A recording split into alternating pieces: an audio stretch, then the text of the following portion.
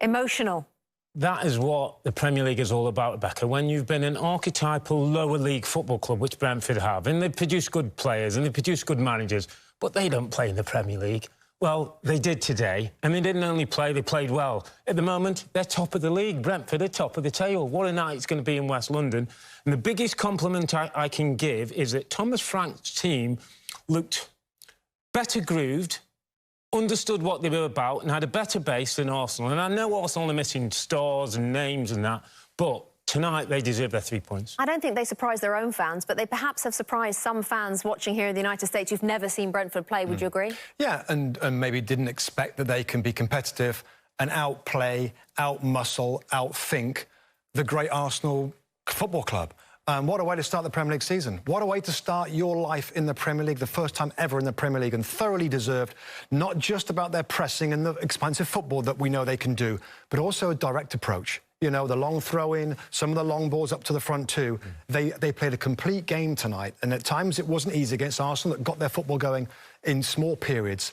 But the scenes, the atmosphere, the Hey Jude that's on like repeat, was that was pretty special. And you just get the sense, it's a small club, as you said, they don't play in the Premier League, well, they're there, and you get the sense that there's a real relationship between fans, players and manager, and that's special, Robbie. That's very special, and Thomas Franks has done a brilliant job because he went as Dean Smith's assistant many moons ago, 5 years or so ago, and stayed at the course, got players through, developed players, sold them, and we see the culmination in that now. They are going to bring something to the Premier League, and I'll tell you now, Rebecca, I know there's 37 more games to go and these difficult games. They're going to win it? They ain't going down. Tonight I'm in West London, they're going to win it. Even really romantic, Robbie. We've been waiting for this a long time. It's finally here. An opening game in the Premier League at your home stadium. It's so loud. What do you make of it? Yeah, the first goal. Well, I can't. It's very difficult. This is amazing. I've been dreaming about scoring the first goal here in the stadium. These people deserve it. We deserve it. So I think it's a great 3 points. First game of the season. We need a bit of calm, and then we go again next week. You're not going to get any calm yet. But your goal, that first goal, is one for the history books as well. It's Brentford's first Premier League goal. It's the first of this season as well, and the first in this stadium. It must feel like a real moment for you. It is. It's a fantastic moment, for me and for my family. My 2 uncles are there. They came all the way from Spain. I've got all my family in Spain watching the game. So for me, my family, for this club, it's amazing. It's a step forward.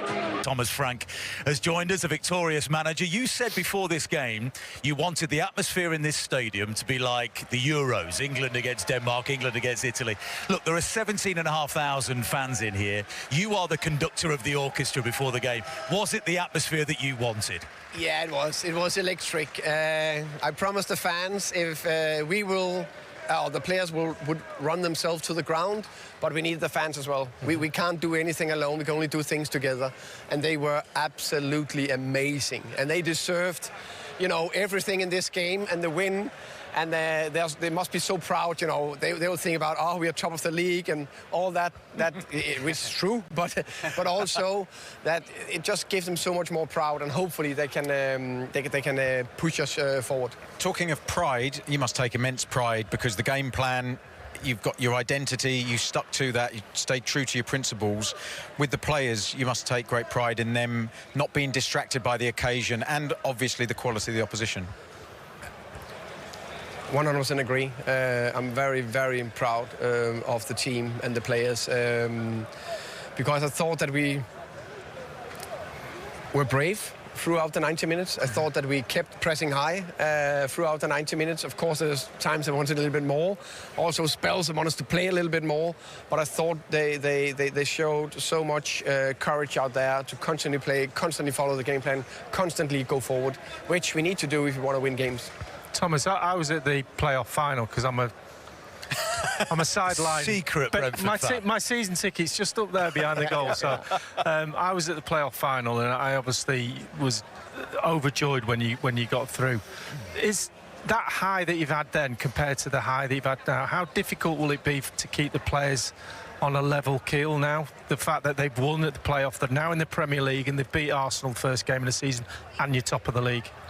I think I constantly have, like 4 principles I used to work. I used to show to the players, hard work, togetherness, performance, and then attitude. Yeah. And when I talk about attitude, I talk about confidence but humble. Mm-hmm. So we need to be confident and believe we can go out here and put a performance out and actually believe we can beat Arsenal. Yeah. But also we need to be humble because that was one game.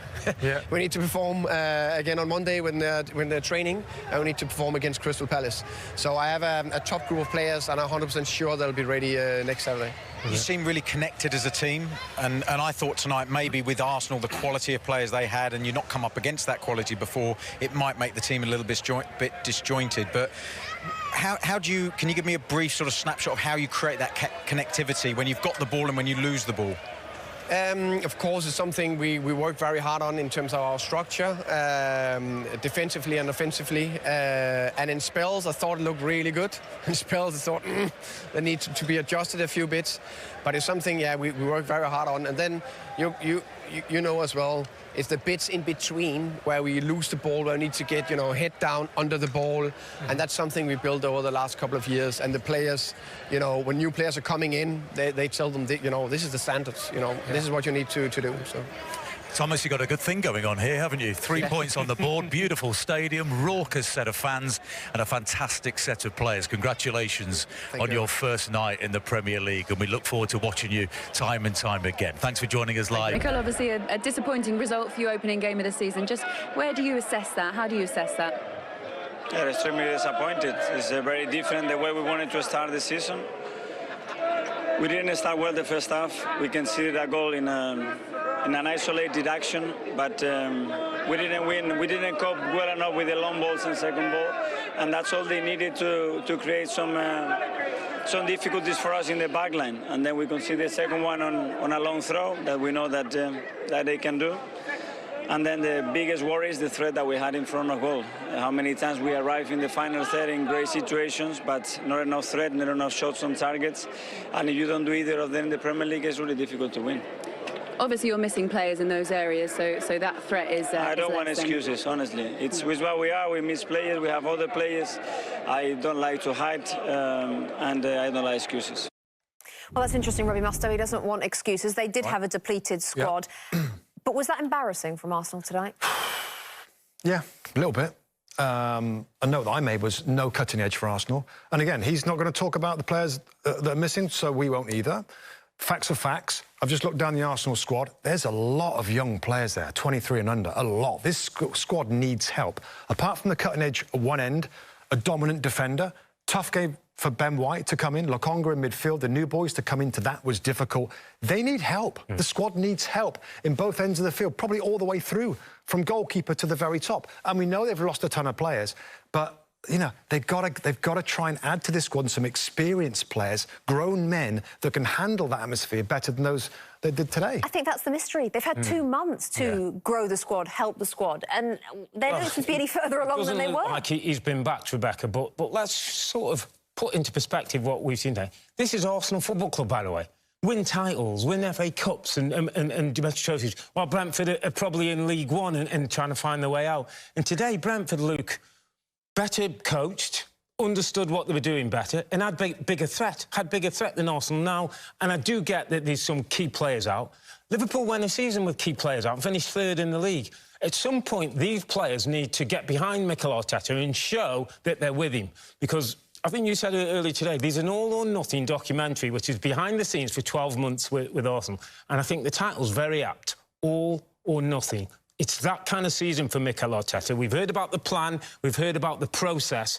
Now we've got to see the performances on the pitch. Yeah, very, very difficult start to this Premier League season for Mikel Arteta and for Arsenal.